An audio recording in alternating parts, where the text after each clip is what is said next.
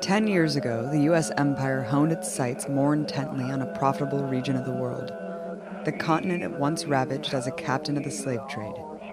A new massive military command, AFRICOM, was born. AFRICOM covers 53 African countries, including surrounding islands and all oceans. It consists of 4 main components, all with interesting names: U.S. Army Africa, U.S. Naval Forces Africa, U.S. Air Forces Africa, and U.S. Marine Corps Africa.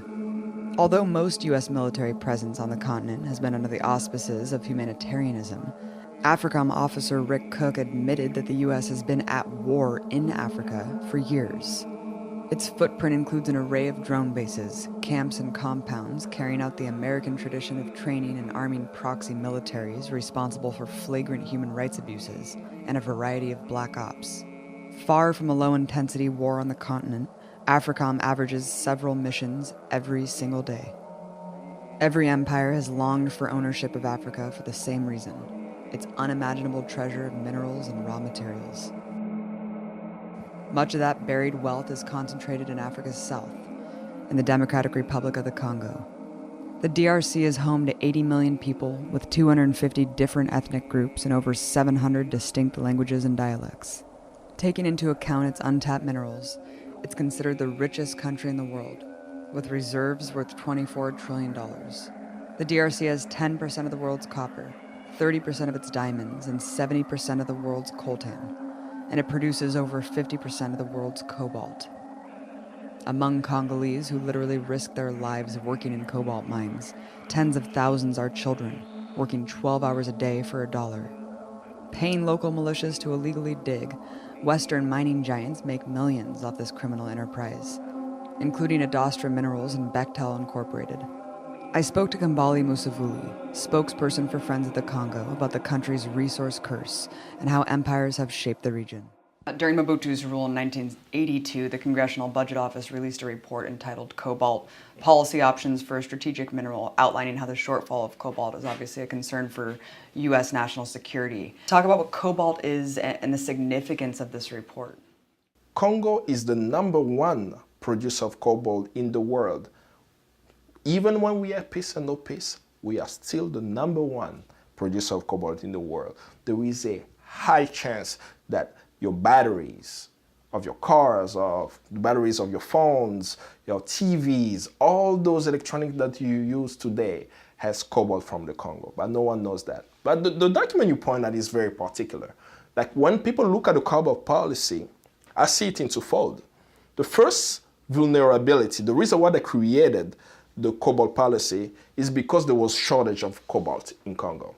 This was caused by a rebellion. There was a rebellion in the late 70s that disrupted the exploitation of cobalt in the Congo.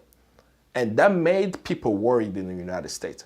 Americans noticed this because in the 1980 and 1981, there was shortage of color TV in the US. Consumers did not know why we had shortage of color TVs, but it was directly connected to the cobalt in Congo.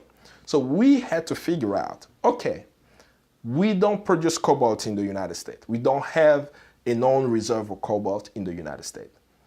The country where we get cobalt, back then it was called Zaire, it's now Congo, has a president that we have installed.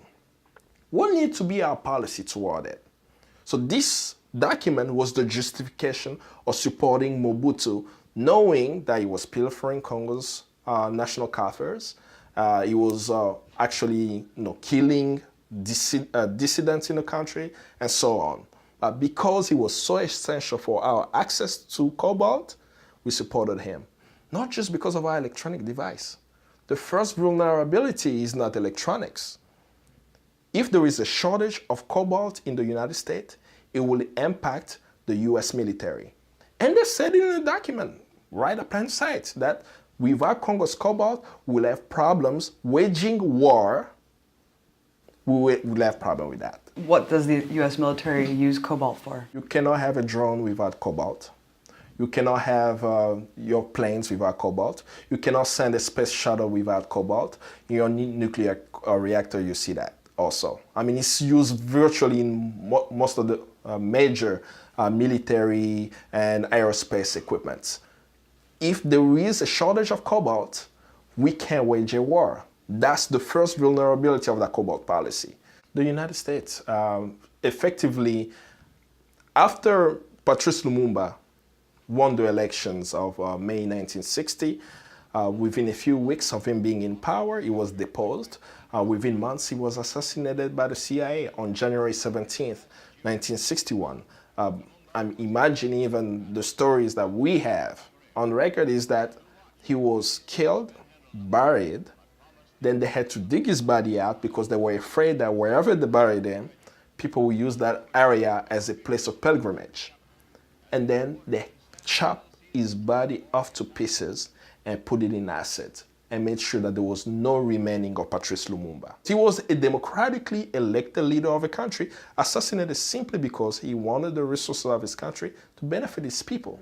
But after the killing of Lumumba, we saw this accession to power of Mobutu Sese Seko, who was supported by the CIA.